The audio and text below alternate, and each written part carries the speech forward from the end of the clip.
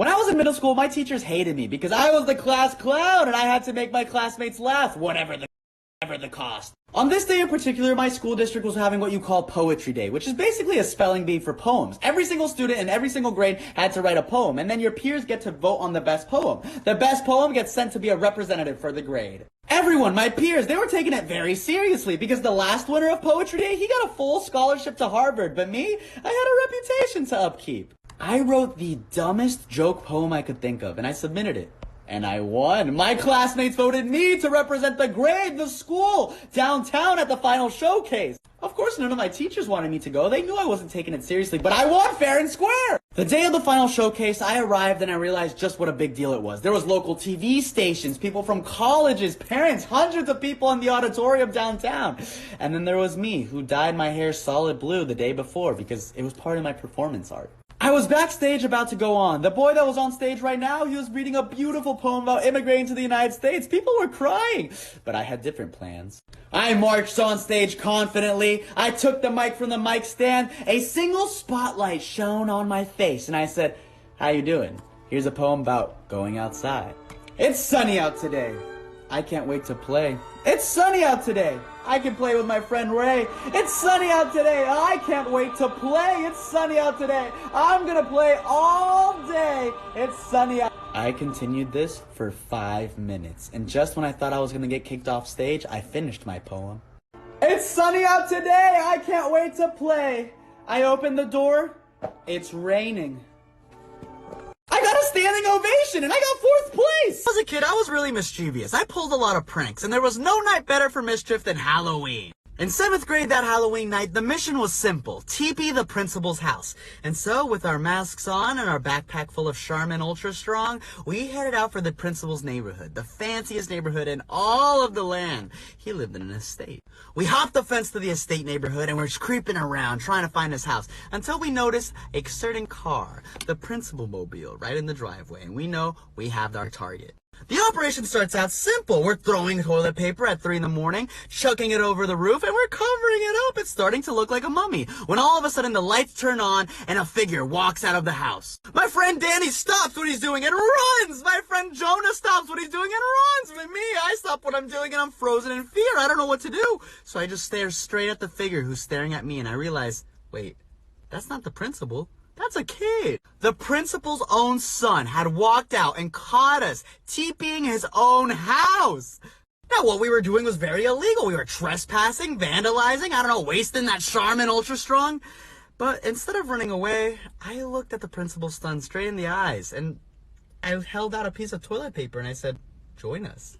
Now, back in middle school, the principal's son was kind of a loner. He didn't have many friends, and I think when I offered him that toilet paper, it was a truce. He walked up to me without a word, grabbed the toilet paper, and started TPing his own house. It was kind of beautiful. And after the house was covered and looked like a mummy, we looked at each other, nodded, and we never spoke about it ever again. And after that day, the principal's son, he became my best friend.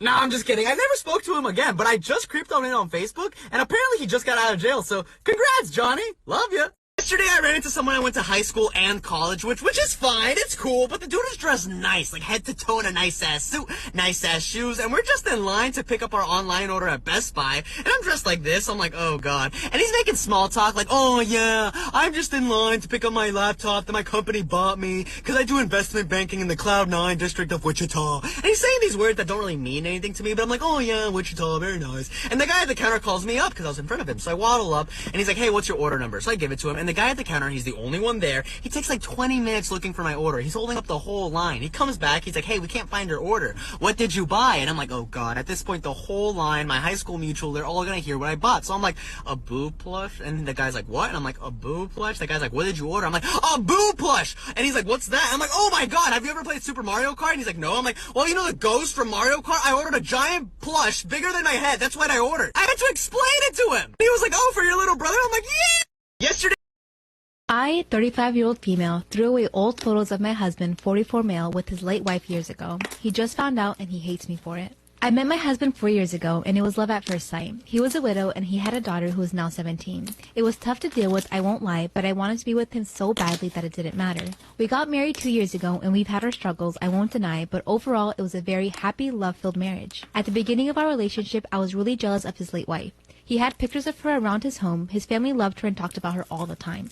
It was tough. I was constantly comparing myself to her. She was beautiful, intelligent, and successful. She was a great mother, friend, wife, whatever you can think of. I did speak to my then boyfriend about these feelings, and he even took down some of the pictures later on in our relationship. Still, his house never felt like my home, as it felt like it was still hers. When we got engaged, we decided we would buy our own home, and we moved in right before we got married. During the moving process, I found box after box of old photos and other materials. Photos of his ex, family photos, photos of them together, baby photos, everything. Some of these were even Polaroids. My fiancé and I have been together for 6 years and engaged for 3. We decided to wait until I finished with my PhD program for us to get married. I picked a beautiful wedding hall that I was on the waiting list for 3 years to get into. My older sister also got engaged and is planning her wedding 6 months after mine. At our family dinner, she recently revealed that she's pregnant. My sister recently revealed that she was expecting and was going to push her wedding date forward. And she put me on the spot at the table and said, I was really hoping we could take your venue. I really cannot stress myself too much with planning a wedding while going to maternity classes. And I think it's so beautiful and it would really mean a lot to me. I guess everyone is expecting me to say yes, anything for my little sister. And when I looked at her, I had said, I don't know. I have my heart really set on this venue. She started crying and she stormed out of the room. I tried defending myself, but my mom said, you waited 3 years. Would have killed you to wait a few more months? When has your sister ever asked you for something? My fiancé is super upset and wants to disinvite my sister. And my family is giving me the cold shoulder. So am I the asshole for not giving her the venue? I'm a senior in high school and I have a stepsister who is the same age as me. My mom and her dad have been married since we were 10. We both started school again yesterday. A couple of hours into my online class, my mom comes to my room to talk to me. She said that since I have more than enough money to put myself through college, how would I feel about sharing some of that money with my stepsister who does not have enough money? I lost my paternal grandparents 3 years after I lost my dad, so I inherited a lump sum of money. My mom and stepdad had saved some money, but a few crappy things happened to our house, so now apparently there's not enough for my stepsister to go to college. But I don't feel responsible to put her through college. I also don't feel like my paternal relatives' money, that's now mine, should be used for her. She was nothing to them, and if we're being real, we have no relationship beyond living in the same house either. I told my mom no. She said she was disappointed in me. Later on that night, my mom and her husband pulled me into the kitchen to discuss some things. They told me I'm being selfish and that she's my sister. I said even if she is my sister, it's not my job to help her through college, and that's my money, and it will not be used for something I do not approve of. Apparently, I'm the asshole for refusing, according to them. So it got me thinking, did I help my stepsister out? Am I the asshole for not giving my brother my college fund after he was cut off for coming out? My 18-year-old brother recently came out as gay, and my grandparents, who are homophobic AF, like they don't even hide it, didn't take it well.